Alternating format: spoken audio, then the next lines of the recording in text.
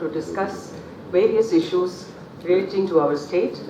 Our Honorable Chief Minister is present here to welcome. Floods is localized. Sometimes there will be drought in South India, Karnataka, and there will be copious floods in Belgaum and Bagalkot.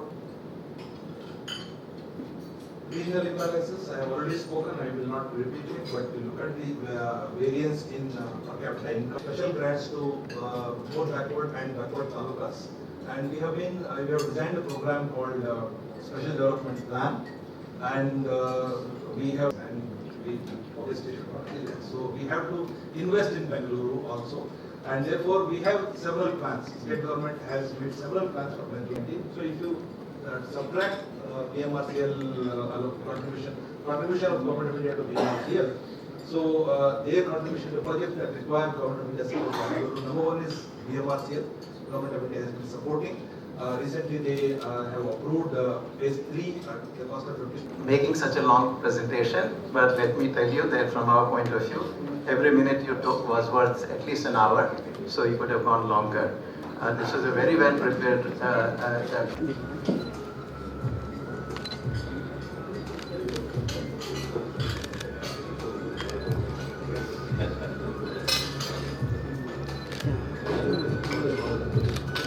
ಸರಿ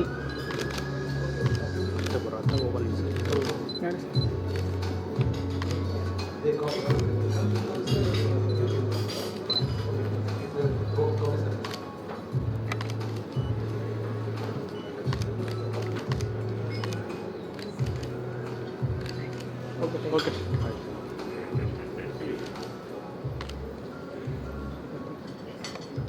So expenditure over the years versus what the state has released.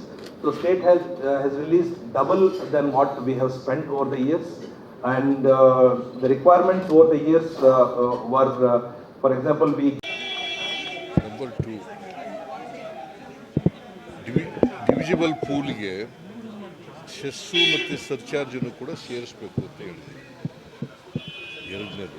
ಮೂರನೇದು, government of ಇಂಡಿಯಾಕ್ಕೆ ಬರ್ತಕ್ಕಂಥ ನಾನ್ tax revenue, ಆ ನಾನ್ tax ರೆವಿನ್ಯೂನು ಕೂಡ divisible ಪೂಲ್ಗೆ ಸೇರಿಸಬೇಕು ಅಂತ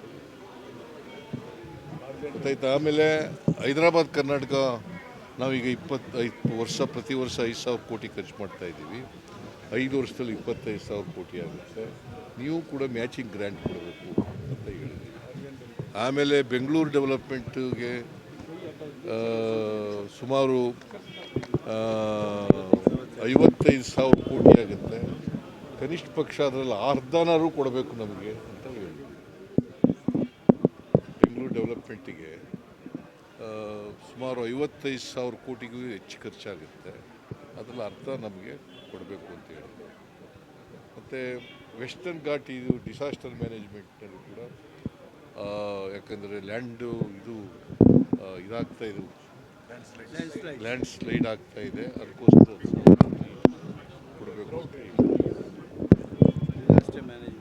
disaster management ಆಮೇಲೆ FCNC ಇರ್ತಕ್ಕಂಥ ಒಳ್ಳೆ ಪರ್ಫಾರ್ಮ್ ಮಾಡ್ತಕ್ಕಂಥ ಸ್ಟೇಟ್ಗಳನ್ನ ಪೀನಲೈಸ್ ಮಾಡಬಾರ್ದು. ನಾವು ಪರ್ಫಾರ್ಮೆನ್ಸು ಇದನ್ನು ಮಾಡಬೇಕು. ಬಿಕಾಸ್ GDPಗೆ ನಮ್ಮದು ಕಾಂಟ್ರಿಬ್ಯೂಷನ್ ನಿಯರ್ಲಿ 9% ಕಾಂಟ್ರಿಬ್ಯೂಷನ್. ಸೊ ನಾವು ವಿ ಆರ್ ಗೆಟಿಂಗ್ ಓನ್ಲಿ 1.9%. ಕಡಿಮೆ 1.5% ವಿ ಆರ್ ಮಾಡ್ತಾ ಇದ್ದೀವಿ.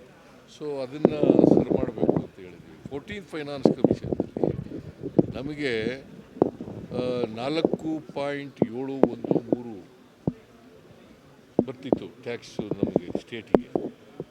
ಅದು 15th ಫೈನಾನ್ಸ್ ಕಮಿಷನ್ನಲ್ಲಿ 3.647 ಆಗಿಬಿಟ್ಟಿದೆ. ಸೊ ಅದನ್ನು ಸರಿಪಡಿಸ್ಬೇಕು ಅಂತ ರೆಕ್ಟಿಫೈ ಮಾಡಬೇಕು ಅಂತ ಹೇಳ್ತೀವಿ. ಸುಮಾರು 1.66% ಕಡಿಮೆ ಆಗೋಯಿತು. ಅದರಿಂದ ನಮಗೆ ಒಟ್ಟಾರೆ ಸ್ಪೆಷಲ್ ಗ್ರ್ಯಾಂಟ್ಸು ಮತ್ತು ಡೆವಲ್ಯೂಷನಲ್ಲಿ ಕಡಿಮೆ ಆಗಿರ್ತಕ್ಕಂಥದ್ದು ಎಲ್ಲ ಸುಮಾರು 80,000 ಕೋಟಿ 5 ವರ್ಷದಲ್ಲಿ ಕಡಿಮೆ ಆಗಿದೆ. ಅದನ್ನೆಲ್ಲ ರೆಕ್ಟಿಫೈ ಮಾಡಿ 16th ಫೈನಾನ್ಸ್ ಕಮಿಷನ್ ಮಾಡಬೇಕು. ಕರ್ನಾಟಕಕ್ಕೆ ನ್ಯಾಯಕ್ಕಾಗಿ ಎಲ್ಲ ಎಸ್ ಟಿ ಬರಲ್ಲಪ್ಪ, ಜಿ ಎಸ್ ಟಿ ಕೌನ್ಸಿಲ್ ಇದೆ ಅದಕ್ಕೆ. ಸರ್ ಅಲ್ಲ ಪೂರಕ ಸ್ಪಂದಿಸಿದ್ದಾರೆ ಸರ್ ಆಯೋಗ. ಕರ್ನಾಟಕಕ್ಕೆ ನ್ಯಾಯಕ್ಕಾಗಿ ಎಲ್ಲ ಆಯೋಗ ನಿಮ್ಮ ಬೇಡಿಕೆಗಳಿಗೆ ಪೂರಕವಾಗಿ ಇಲ್ಲ, ಅವ್ರು ರಿಪೋರ್ಟ್ ಕೊಡ್ತಾರೆ, ಕೇಳಿದ್ದಾರೆ ಅಷ್ಟೇ. ಸೊ ಪಾಸಿಟಿವ್ ಆಗಿ ರೆಸ್ಪಾಂಡ್ ಮಾಡಿದ್ದಾರೆ. ನೋಡೋಣ ಏನು ನಾವು ಐ ವಿ ಹೋಪ್ಸ್, ಬಿಕಾಸ್ ನರೇಂದ್ರ ಮೋದಿಯವರು 50% ಕೇಳಿದರು ಚೀಫ್ ಮಿನಿಸ್ಟರ್ ಆಗಿರುವಾಗ. 50% ಕೇಳಿದರು, ಒಪ್ಕೋತಾರೆ ಅಂತ ನಾನು ಅಂದ್ಕೊಂಡಿದ್ದೀನಿ. ನಾನು ಅವರೇ ಚೀಫ್ ಮಿನಿಸ್ಟರ್ ಆಗಿರುವಾಗ, ಗುಜರಾತಿನ ಚೀಫ್ ಮಿನಿಸ್ಟರ್ ಆಗಿರುವಾಗ 50% ಕೇಳಿದರು ವರ್ಟಿಕಲ್ ಆಗಿ ಡೆವಲ್ಯೂಷನ್ನು. ಈಗ ಒಪ್ಕೋಬೋದು ಅಂತ ಅಂದಿದ್ದೀನಿ, ಬಿಕಾಸ್ ಅನೇಕ ರಾಜ್ಯಗಳು 50% ಕೇಳ್ತಾ ಇದ್ದಾರೆ. ಹೈಕೋರ್ಟಲ್ಲಿ ವಿಚಾರಣೆ ಇದೆ ಸರ್ ಇವತ್ತು. ಕೋರ್ಟ್ನಲ್ಲಿ ಅದು ಆರ್ಗ್ಯುಮೆಂಟ್ ಇದೆ, ನೋಡೋಣ ಏನಾಗುತ್ತೆ. ಈಗ 2:30 ನಡ್ರಿ.